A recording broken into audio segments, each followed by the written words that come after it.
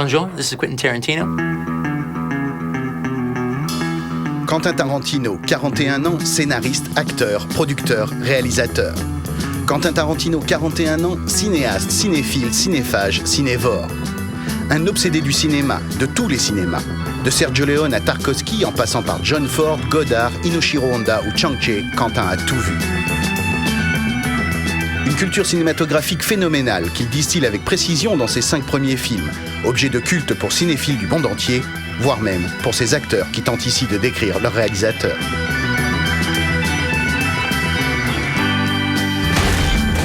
Mad genius, film fan, lunatic, ultimate film buff, cinematic innovator. He loves what he's doing so much that you get caught up in it. He's a very complex man, but he's the closest thing I've ever had to a relative. I would never describe Quentin briefly because he's not a very brief personality. But no, he's a marvelous artist and a totally inspired, wildly imaginative person. And he's had an incredible impact on my life. In which way? None of your business. Aujourd'hui, adulé par le petit monde du cinéma américain, Quentin Tarantino n'a jamais accordé la moindre importance aux pipoleries et autres flagorneries hollywoodiennes. On se souvient de son passage très guilloré à l'avant-première du premier Kill Bill sur Hollywood Boulevard. Visiblement, tout cela a bien peu d'importance pour lui. Seul compte sa passion sans faille pour le 7e art, un amour fou qu'il a lui-même du mal à expliquer. Gosh, why might be hard to say, all right, you know, like saying, why did you fall in love with somebody? But when would be pretty much as my earliest memory, you know. In fact, that is actually really funny. I do actually equate my earliest memories with movies. When I'm trying to like date myself, I'm trying to remember how old I was at this time or that time. The easiest way I can do is like, okay, well, let me see, what's the earliest I can remember? Well, I remember my parents took me to see Airport, all right, at the Chinese theater. Or I remember my parents took me to see Butch Cassidy and the Sundance Kid, all right? And then, you know, like I go and I'll look up the movie. Okay, well, that was 69, all right? Or that was 67, you know? And so that's kind of like my earliest memories is just remembering going to this movie or that movie.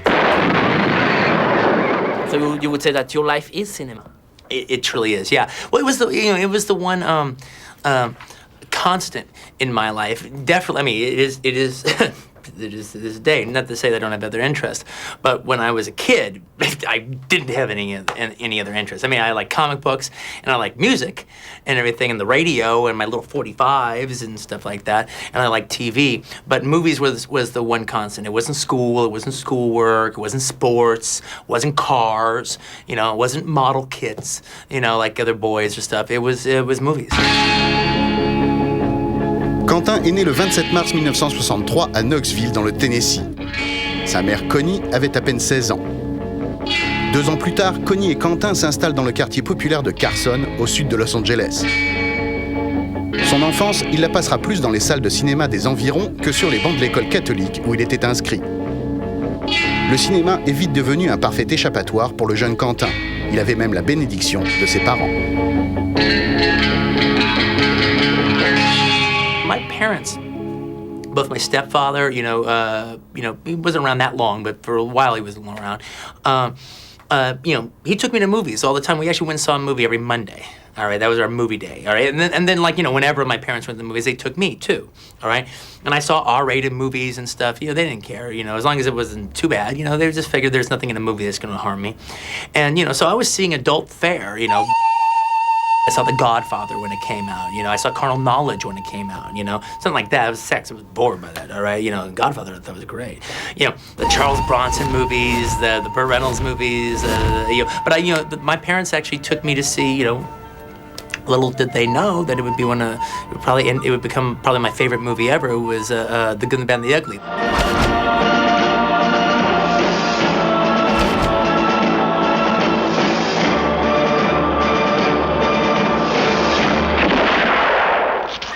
I I saw all the Dollars films in their re-releases, you know, like in the 60s and in the early 70s.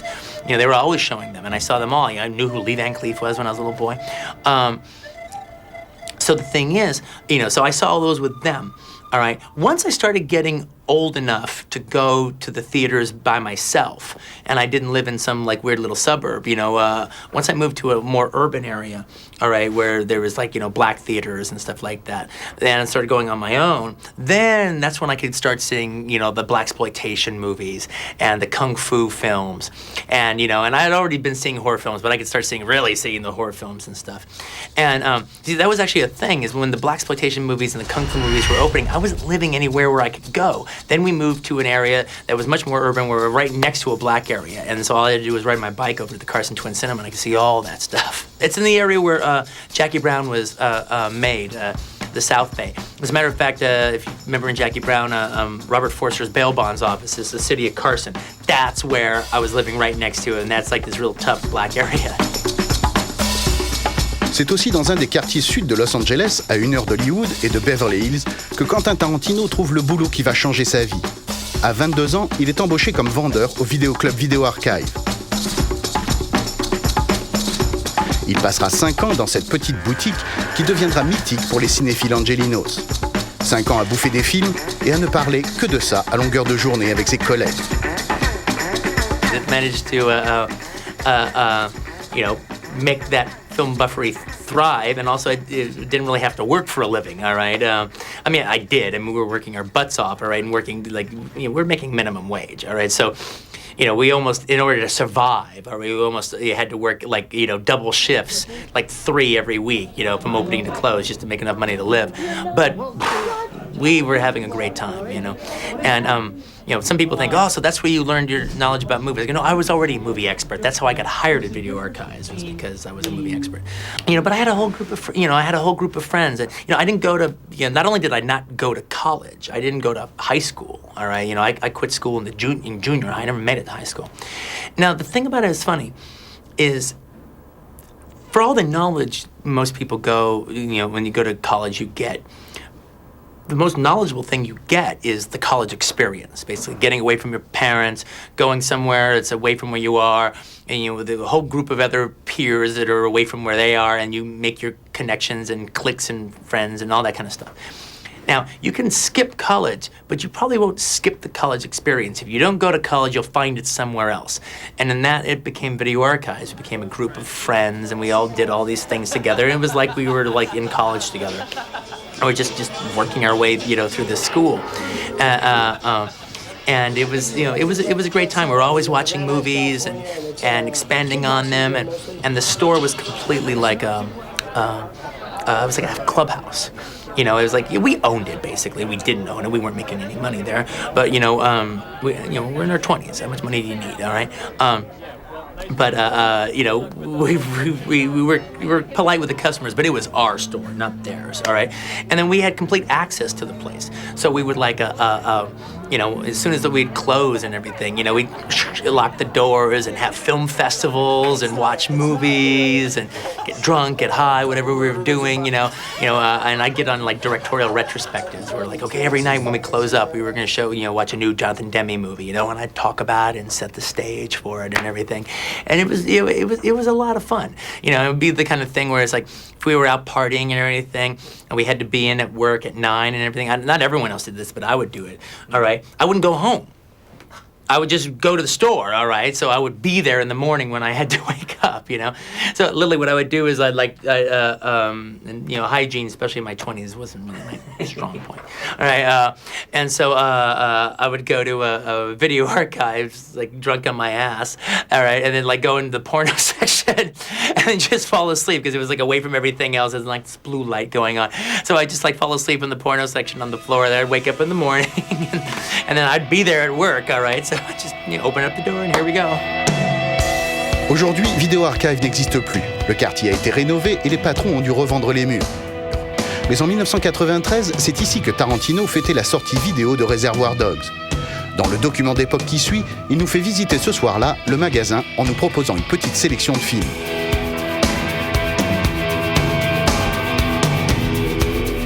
Hi, I'm Quentin Tarantino, and this is Video Archives. This is the store that I used to work at for 5 years before I made Reservoir Dogs. And now I'm back here, so the movie's just opened on video in the USA, and I came back here for Video Archives to do a big hoop-to-do, because the whole thing has kind of become full circle now. So let's walk inside my old stomping grounds. Okay, now, you want to see 3 movies that if I were going to be like trapped on a desert island and I could go to Video Archives before I was going to get trapped on a desert island, what 3 movies I would take with me? Okay, so follow me here to the drama section, all right? One of the movies would be Brian De Palma's Blowout. I think it's one of the greatest movies ever made. It's Brian De Palma's finest film. All right, which means it's one of the finest movies ever made, because as we all know, Brian De Palma is the greatest director of his generation. All right, John Travolta, by the way, gives one of the best performances of all time in this movie. Okay, so now, from the drama section, we move right along to the Western section. And in the Western section, we find tripling along Howard Hawks' Rio Bravo. Sorry, John Wayne, Dean Martin, Ricky Nelson. All right, also Angie Dickinson, who's not in the box. But this is, as far as I'm concerned, another one of the greatest movies ever made, and this would definitely go along with me. All right, Ricky Nelson is so cool in this movie, and Dean Martin gives one of the greatest performances ever made too. Performances are a big thing in mine. John Travolta and Dean Martin. Okay, now from there we're gonna go to the Laserdisc section, passing Great Britain, passing the classics. Passing this nice little Reservoir Dogs setup here, which is very nice here. This is the best of the best would be the 3rd movie that I took. No, I wouldn't take best of the best with me, okay. Come this way. Now we are in the Laserdisc section. And in the Laserdisc section, we find the Criterion version of Martin Scorsese's Taxi Driver. Starring, let's see what's inside here. Robert De Niro, Jodie Foster, Martin Scorsese in a little bit, Sybil Shepherd, but no Harvey Keitel, which is very odd because he has one of the finest performances in this movie, as we all know, Sport. Anyway, Taxi Driver would be one of the films I brought with me. So, to wrap that up for you in the bathroom, Taxi Driver by Martin Scorsese, Howard Hawks' Rio Bravo, and Brian De Palma's Blowout. In what section? I think I put it in the classic section. In the auteur section is where Reservoir Dogs. No. Drama. It would go in drama. But if it got accidentally placed in comedy, okay.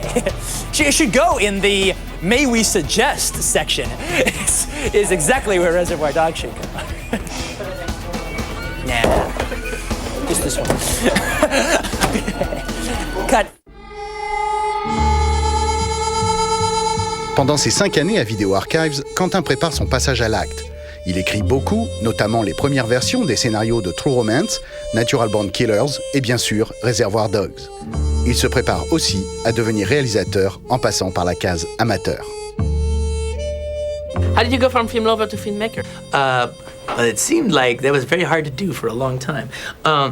Basically, what happened was, I started trying to make a movie at 23. I started trying to do a 16mm movie. It was called My Best Friend's Birthday.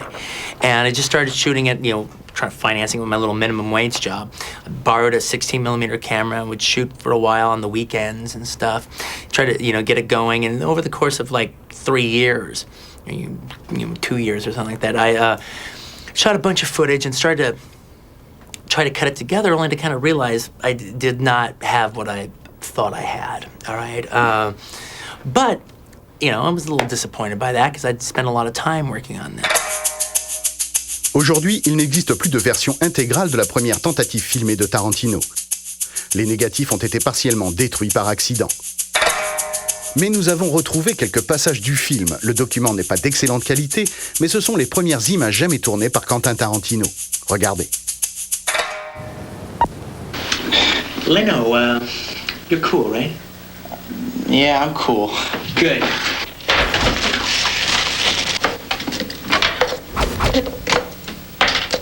Jesus Christ.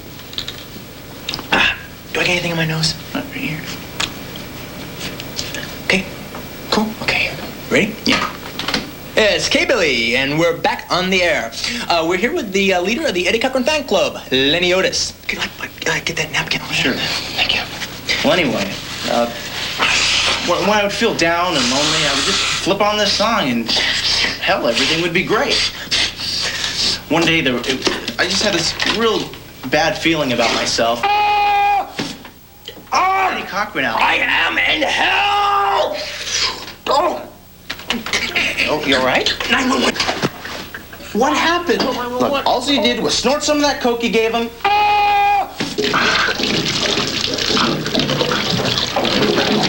It's also the thing that I'm probably the most proudest of, because on one hand,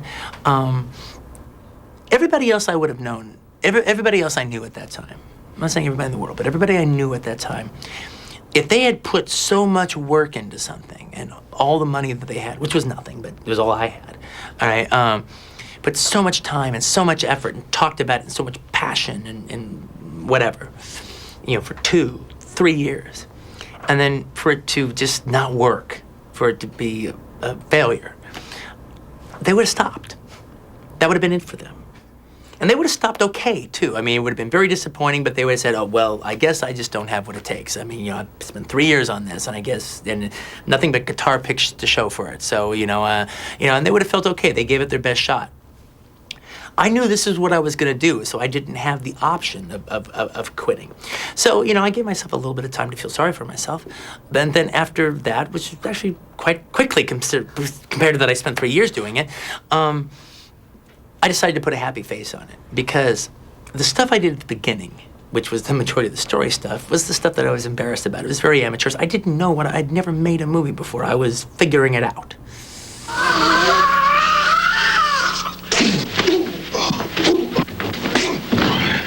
Quentin Tarantino mettra 5 ans pour terminer son premier film, avec une pause de plus d'1 année entre la première et la deuxième partie du tournage. My Best Friend's Birthday coûtera au final quelques $8 000 à un Tarantino qui gagnait à l'époque à peine $800 par mois à Video Archives.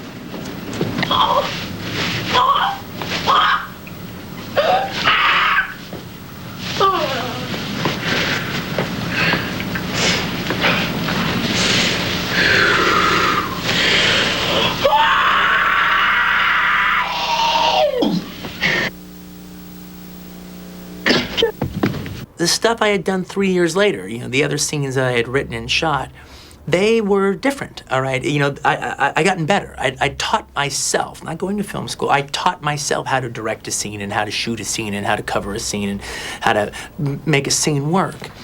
And so I thought I was making a movie. I wasn't making a movie. I was going to film school. All right, and it was the best film school I could ever have. All right, I taught myself how to make a movie, and for a hell of a lot less in film school too.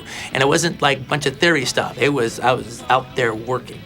All right, and I would recommend that to anybody. That that's what you should do. I mean, if you're like me, it'll just be a nice film school experience. All right, if you're Robert Rodriguez, it'll be El Mariachi.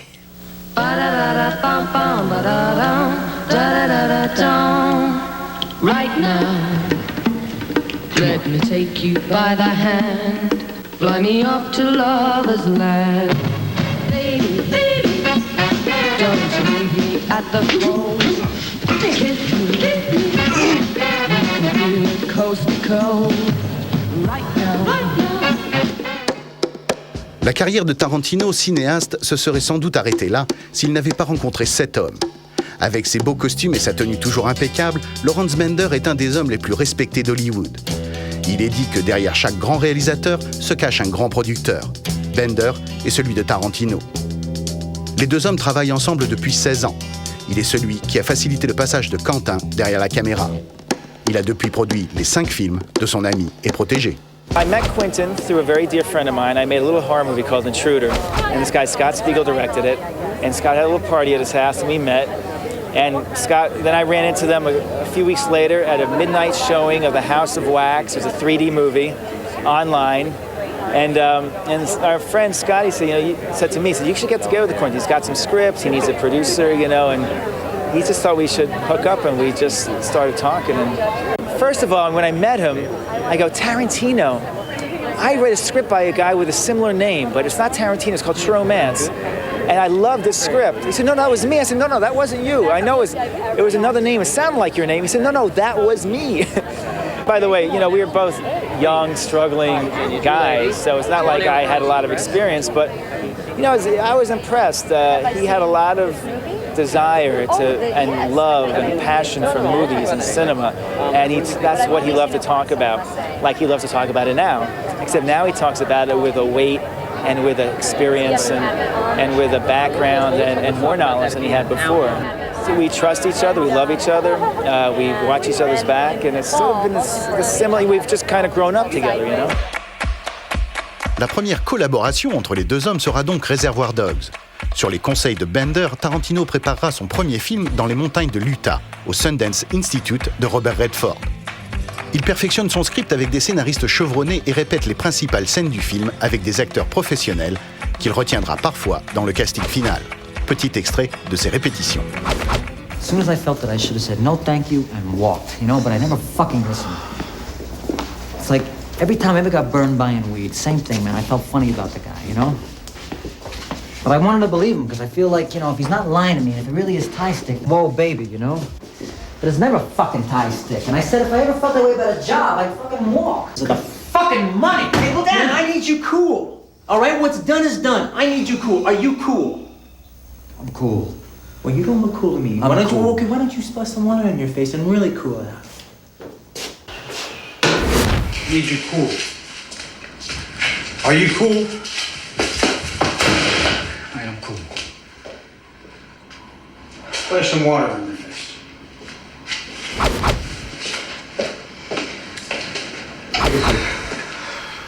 Une fois terminé, Reservoir Dogs sera présenté au Festival du film indépendant de Sundance en janvier 92. Une projection restée mythique, première étape dans la carrière d'un film qui petit à petit deviendra un objet culte pour des milliers de fans. I'm not gonna bullshit you, okay? I don't really give a good fuck what you know or don't know. But I'm gonna torture you anyway. Reservoir Dogs gained steam over time. It was a cult hit when it first came out, but not everyone in the world had seen it. And then after Pulp Fiction came out, everyone went back and took a second look at Reservoir Dogs. And as Quentin's, star began to rise, more and more people became aware of Reservoir Dogs. But this is something that happened over a couple of years, you know what I mean? And so eventually when Dogs became the phenomenon that it is now considered to be, a lot of time had already gone by, So it began to have an effect on my life, but not really employment-wise. I just became the guy who was in Reservoir Dogs. Yes, I'm stuck.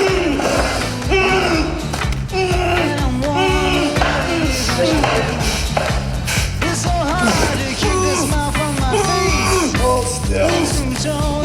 Hold still, yeah. And then all of a sudden the ear-chopping scene became like the greatest scene in the history of cinema, or the best scene in Reservoir Dogs, or so that was something that took a long time too.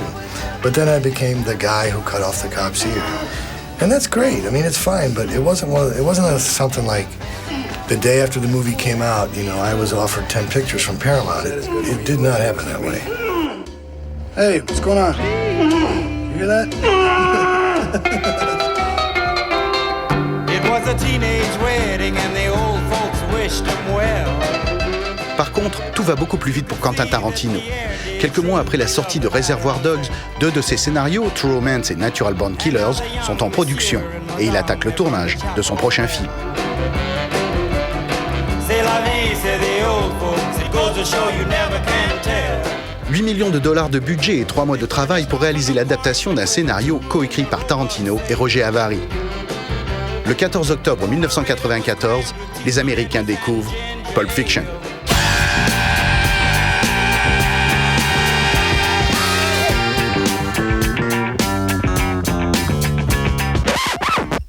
Don't you hate that? Hey, what? Uncomfortable silences. Le film rentrera dans l'histoire du cinéma américain.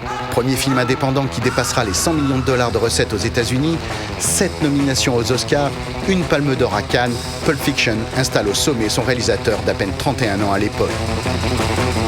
Pulp Fiction relancera même la carrière de John Travolta. 10 years ago, when we won the Palme d'Or in France, I knew that things would never be the same again. You could feel it. You could feel it in the air. There was a seriousness about that movie changing. In Saturday Night Fever, my performance changed the world. In Pulp Fiction, the movie changed film forever. So I was part of two very important parts of history, do you see? And at this point in my life, 10 years ago, it was more important to be part of a film that changed film history, because it would keep you in films forever. And I wouldn't be talking to you right now if it weren't for that movie.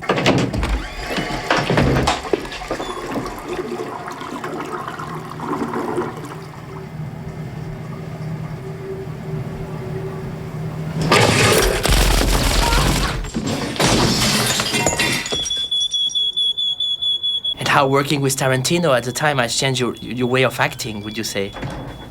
Well, he just allowed me to be the actor that I knew I was, because he trusts me. Any director that lets me go and do my thing, because that's my job, is to do my job, is to me the smartest director. Because if you hire someone like me, you're hiring an unpredictable actor. And that's okay, but you just have to, you can't try to harness that, because it's my gift to you as a director is to do something different. So let me do it, and Quentin would let me do it. I mean, he let me do things that most directors wouldn't let me do, you know. Le triomphe de Pulp Fiction est un électrochoc pour le cinéma américain. Sa réussite financière fait du studio Miramax et de son patron Harvey Weinstein le producteur de films indépendants numéro 1 aux États-Unis. Et son succès critique impose la Tarantino's Touch, le style Tarantino, mélange improbable de respect absolu de la mémoire cinématographique et d'irrespect total de toutes les règles en vigueur. Pulp Fiction a surtout prouvé à Hollywood que l'on peut faire du cinéma de genre sans prendre le public pour des imbéciles.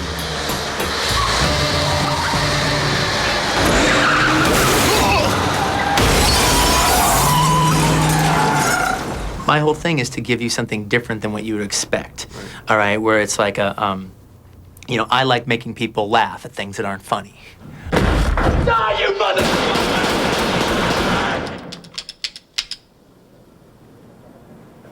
And you laughed already, all right? And you maybe even feel guilty about laughing, but too late. You're already a co-conspirator now.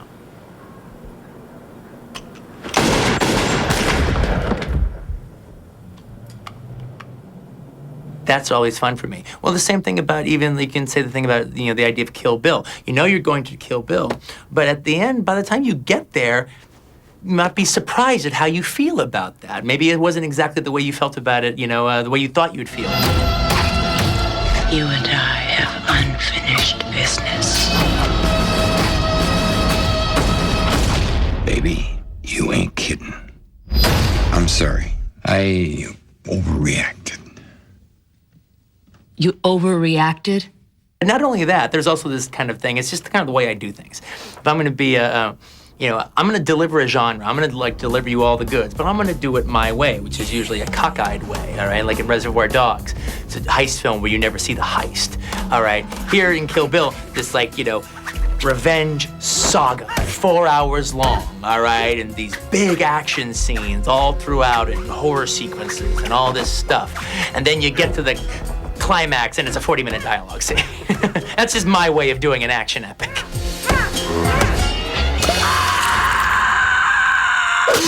Autre constante dans le cinéma de Tarantino, sa fascination pour l'ultra-violence et les effets chocs.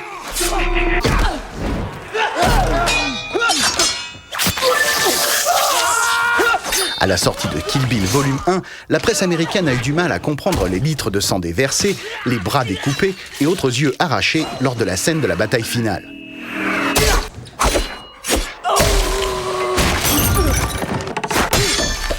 Tarantino s'en est amusé, répondant aux critiques en disant que toute cette violence était très cartoonesque et que certes, il valait mieux ne pas montrer ça à un gamin de moins de 12 ans, mais après, pas de problème.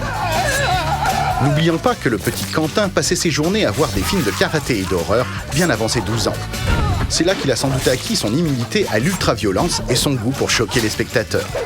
Dans les 5 films de Tarantino, il y a au moins une scène choc où il n'hésite pas à repousser les limites. When you're dealing with an issue on film that doesn't really bother you that much, but it bothers other people, you can just be the most sadistic bastard in the world, you know, and just really twirl it. See, I don't really have a phobia about needles.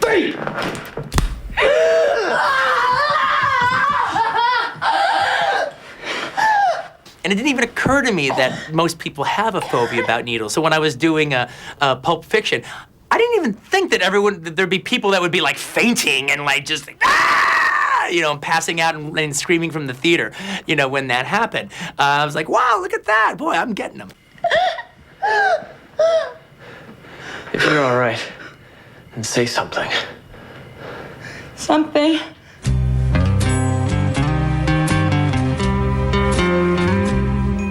Les films de Tarantino n'obéissent jamais aux règles de narration linéaire. Il choisit toujours de raconter ses histoires à sa façon, dans un ordre qui lui est propre.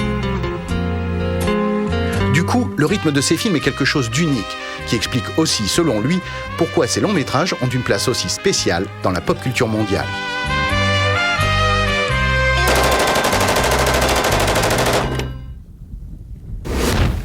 I can't explain, all right, why they've caught on, all right. I know why I like them and everything, but you know, I think one of the things about them is, well, one, they're fun, but what makes them gives them staying power, I think, more than anything else, is you know, after you've seen it once or seen it twice or something like that, you can after you get the movie out of the way and you just kind of know it, you can like, just put it on. You can put it on in your house, all right? You know, on the video, put a video on, and you can play it in your house like a record, almost. You know, it's like it's just on, all right? You're washing the dishes, you're ironing your clothes, you're doing whatever you're doing, bumming around the house, all right? And you're just kind of hearing it in the background. But when there's like a piece of dialogue that you like or a section you like, you stop.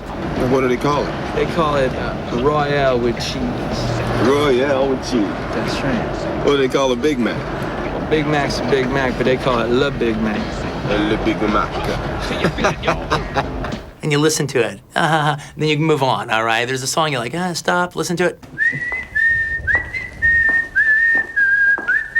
Move on, all right? And it just like, you know, I think creates an affection. Mais la grande constante du style Tarantino, c'est l'omniprésence des références. Quentin est un réalisateur qui pioche sans cesse dans sa cinéphilie pour mettre en scène ses films. Regardez par exemple cet hommage pas du tout déguisé au cinéma de Brian De Palma dans le premier Kill Bill.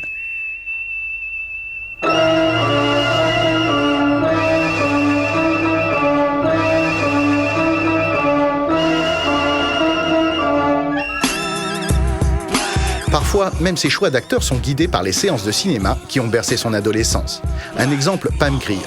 C'est parce qu'il l'a tant admiré dans ses films de blaxploitation des années 70 qu'il pense à l'embaucher.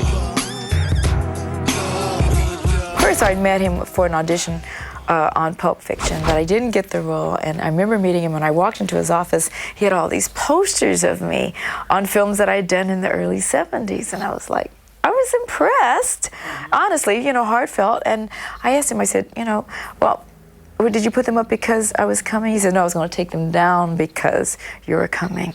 So I felt, wow, something I did mattered. He must have liked what I had done. Tarantino ne se contente pas de citer ses longs métrages favoris. Il n'hésite pas à impliquer ses acteurs dans sa cinéphilie. Pendant la préparation et le tournage de Kill Bill, il projetait des films à ses comédiens pour bien leur expliquer ce qu'il voulait d'eux et où il voulait en venir avec telle ou telle scène. At lunchtime, he'd have us all sit around in a circle and we'd watch this little tape that he put together of like all these different fight scenes to give us like a pump up and inspiration. So we'd all sit around and watch it. It was cool. He'd put like samurai movies, he'd put kung fu movies, he'd put westerns, he mixed it all together. And he took the time to do that, you know, which is great.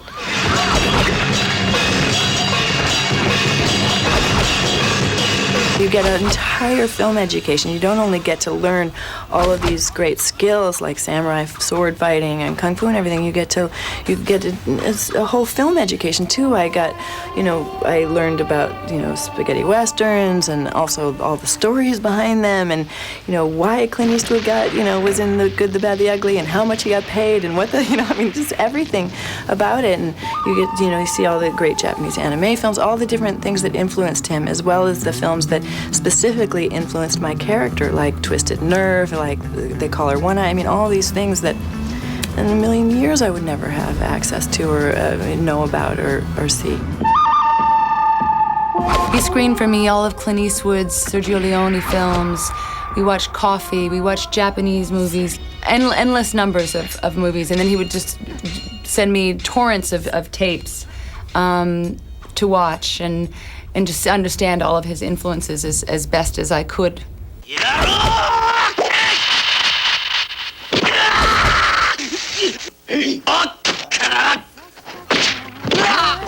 He gave me 2 movies, Lady Snowblood, and they were movies that were very clearly samurai movies, and the female Lady Snowblood was the lead, which was an inspiration for him to write the Oren Ishii character. And so we based her character on that, and then went from there and did a different fighting technique for her, and gave also Oren a nice quiet place to come from with that movie.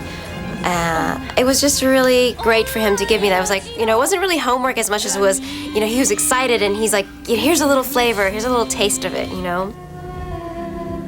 That woman deserves her revenge.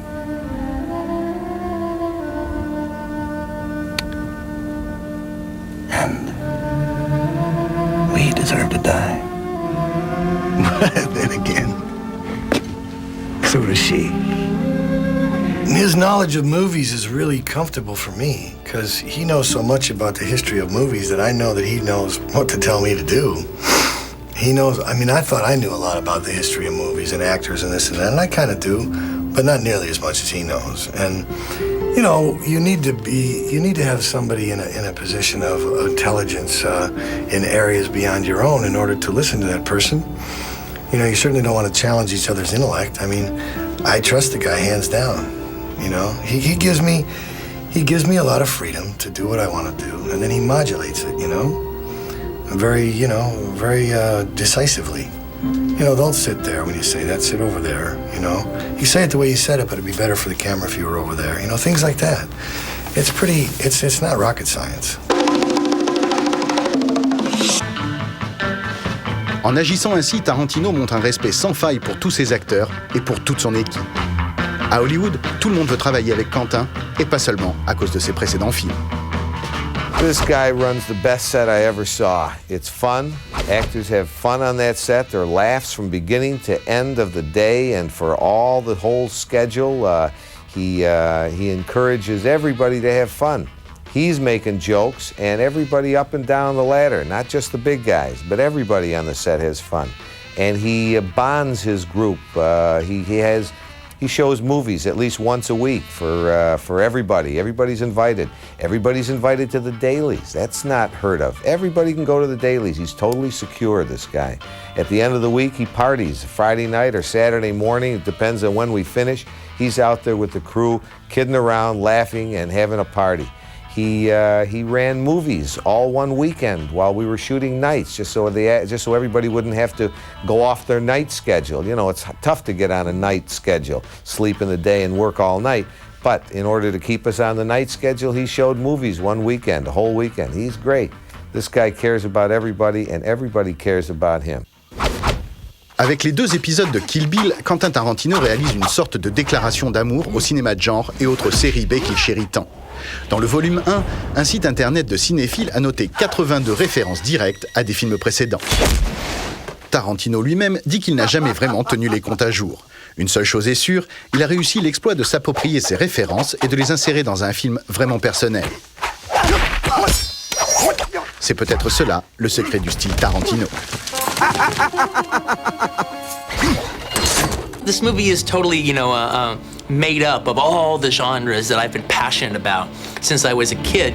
And the thing is, if you grow up watching certain kind of, whether it's Spielberg and George Lucas growing up watching serials, all right, and then making Raiders of the Lost Ark, or it's me, at the same age that they were watching that, going to grindhouse movies in the 70s and seeing spaghetti westerns as one of your first memories of a movie. I've never forgotten as when I was a little kid, just that guy's face, boom, coming into camera at the beginning. I remember my dad saying, well, that guy's got to be the ugly.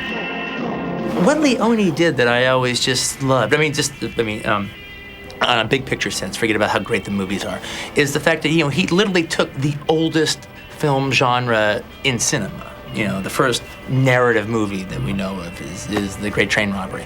All right, he took the oldest genre in cinema, and it's an American genre about American history per se.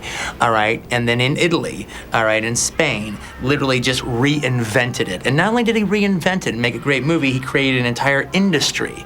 All right, and an entire he created, new great directors who could follow in his footsteps on these things, like Sergio Corbucci. Like, even though Sergio Corbucci was doing his movies pretty much around the same time as Leone, but Sergio Solima, all the Calvin Jackson Paget, all these really terrific spaghetti western directors. So growing up seeing that, and then the Shaw Brothers kung fu movies, all right, the Japanese pop samurai movies, Zatoichi, Baby Cart from Hell, Lady Snowblood, all those films, all right? Growing up watching all that, Italian giallos, Japanese anime, Godzilla movies, the Cyril Honda films, all right?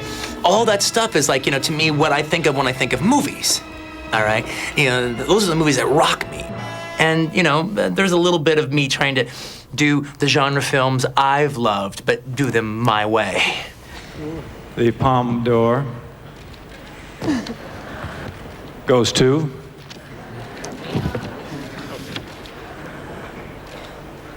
Pulp Fiction. La Palme d'Or attribuée à Quentin Tarantino par Clint Eastwood et son jury il y a 10 ans a donc consacré la carrière de ce tout jeune metteur en scène. Une récompense qui a aussi offert une certaine respectabilité aux films de genre peu habitués des palmarès. Sans doute la raison pour laquelle Quentin avait l'air un peu surpris de recevoir un tel honneur. I never expect to win anything at any festival I've gone to where a jury has to decide, because I don't make the kind of movies that kind of bring people together. Okay? And you got to find the one movie that brought them all together. I kind of make movies that kind of split people apart.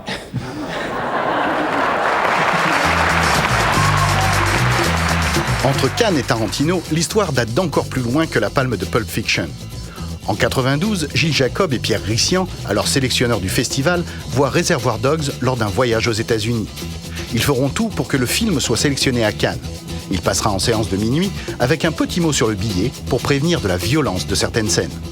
Excuse me, how can you explain the sticker was sticker on the invitation? Because it's a really violent movie. How violent? It's very violent. Very violent. Very violent. You're telling me I didn't see it yet. It's really fucking violent. Tarantino dit lui-même aujourd'hui qu'il n'en serait certainement pas là où il en est sans le Festival de Cannes.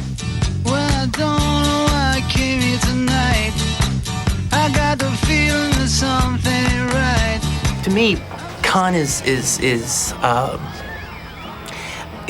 as far as world cinema is concerned, as far as a place to celebrate cinema excellence, or world cinema greats as far as filmmakers working now, and as far as prestige and recognition, to me, Cannes it's it. I mean, for a long time before I'd ever made a movie, I had a dream. My dream was to go to Cannes, not go with a movie to Cannes, to just go to Cannes. All right, that would have been a dream come true.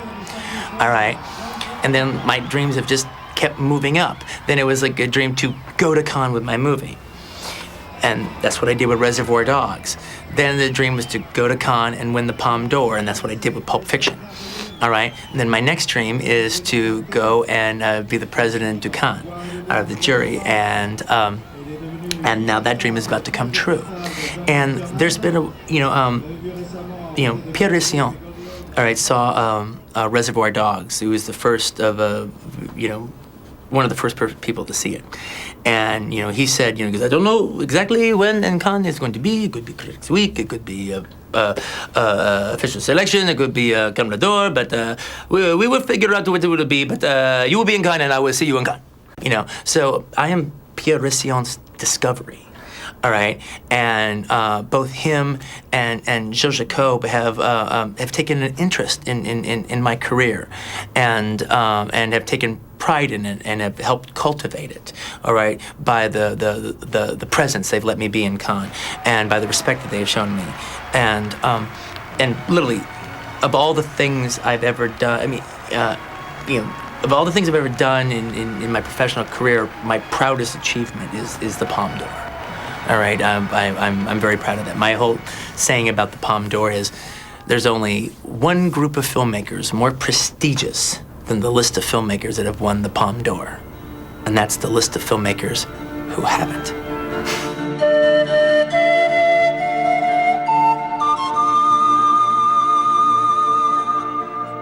Le 8 avril 2004, Quentin Tarantino présentait son dernier bébé, Kill Bill 2, au Tout Hollywood lors d'une avant-première au Cinérama Dome sur Sunset Boulevard. Le mot bébé n'est pas innocent. Quentin est une nouvelle sorte de cinéaste, de ceux pour qui la chose la plus importante au monde est le cinéma. Pour lui, faire un film représente bien plus qu'une simple forme d'expression. Il donne vie à son immense passion pour le 7e art. Un cinéma qu'il chérit et vénère depuis sa plus tendre enfance et qui aujourd'hui le lui rend bien.